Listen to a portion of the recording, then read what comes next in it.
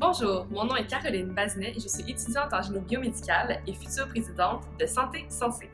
Les problèmes cardiaques, le diabète, l'obésité et la dépression sont des maux de notre société actuelle.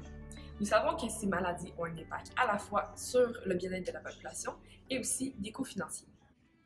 De notre côté, les technologies biomédicales sont en plein développement pour résoudre ces problèmes. Un bon exemple est la santé connectée qui permet de mettre des capteurs biométriques sur, par exemple, les montres intelligentes ou encore les applications mobiles. En termes d'opportunités, 80% des adultes canadiens possèdent un téléphone intelligent, alors que seulement 25% l'utilisent en fait pour leur santé. Rappelons aussi que le domaine médical est un des domaines qui n'a pas encore eu sa révolution 4.0. Il pourrait donc être intéressant d'intégrer les technologies que nous appelons the Internet of Things à ce domaine-ci. Santé Sensée pourrait tout d'abord être un distributeur d'objets de santé connectés, puis devenir lui-même son producteur. Ensuite, nous pourrions aussi vendre notre expertise, par exemple en faisant de la consultation auprès de cliniques ou encore de milieux hospitaliers.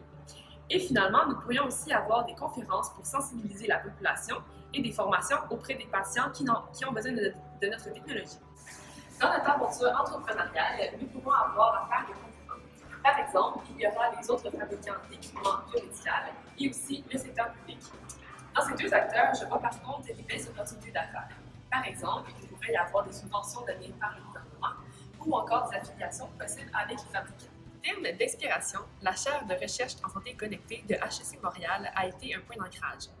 Par exemple, leur recherche m'a permis de constater qu'il y a deux segments dans la clientèle.